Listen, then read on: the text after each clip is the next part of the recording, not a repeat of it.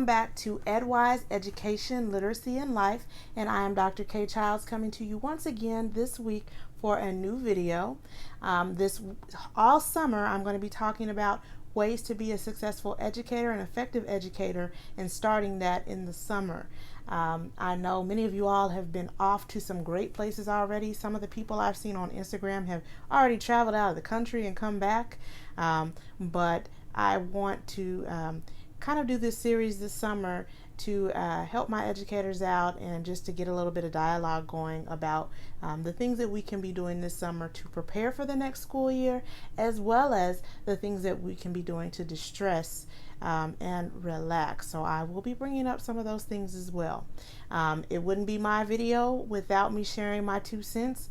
My 2 cents Tuesday tip this week, I'm going to go ahead and start it off, and it is on my Instagram page. If you haven't followed, it's instagram.com/Dr. DOCTOR Childs. Or if you just have the app, if you type in Dr. K Childs, you should be able to find me that way. Every Tuesday I share my 2 cents. It varies from classroom environment to classroom practices, culturally responsive pedagogy, a variety of things, all things related to education and especially literacy. So my 2 cents this week, I'm reading it straight from my posting. It says, set a goal for your next school year that includes using one resource or tool that allows you to step outside of your comfort zone. So that deals with planning. That deals with also being engaging. And it says hashtag classrooms are built in the summer. Those of you that are in education, you know we're not always off in the summer. We are building and thinking and creating and getting ready for that next school year and having a little bit of downtime here and there. So I want to discuss why I came up with that particular 2 cents. I happen to, in my 15 years of education, every either semester, every school year, I try to implement a new tool or a new resource into my instruction. Usually I try to focus it on a technology tool. So this semester coming up, I am, and actually the current semester, we'll talk about that in a moment, I am implementing a new tool, and it's the app Flipgrid. You also can access it through PC, tablet. This is the combo, but basically, I don't know if you can see this because of the glare, but it says Flipgrid is where social learning happens. Every student has a voice. Let's amplify. That's their slogan. So with Flipgrid, some people use it as an introductory tool. I plan to use it as a way that I can interact with my students outside of the normal, their assignments. And when I say outside, I mean to get to know who my students are, as well as to have further dialogue outside of just me giving them an assignment, but discussing assignments on a different level rather than just for a grade. So I plan on using that. I'm going to be honest with you. It has been a challenge for me. They're not all the tools that I implement. They're not always easy. I started off, there's several things like using the polling systems, using the apps for questioning, whether it be a tool for me to introduce myself to the students. I always try to use a tool or some piece of technology that's different to give your students a different experience, as well as to grow as an educator. We always want our students to be able to take challenges and to take initiative on things. We've got to be able to learn how to do the same. So that is part of my 2 cents for this week. Be bold in trying something new with your students. Let them know that it's something new. Get their feedback. A spin on this, we're also talking about summer. Summer's always a time to reflect, as well as it's a time to work. At least it has always been for me, and work on some things for the future. I've used summer to write. I've written a self-published book during the summer. I've written articles during the summer. I'm working on an article right now. I have a lot of revising. That's a little frustrating, but I'm going to go ahead and give it a shot. And then I shared Flipgrid with you all. I'm going to be making my own version of something similar to Flipgrid, and it's going to be for educators only, and that's about all I can share at this point. But that's something that's going to be in the works as well. So use your summer. Educators, you all have the best ideas in the world. Our problem, I know it because I've been there, is time.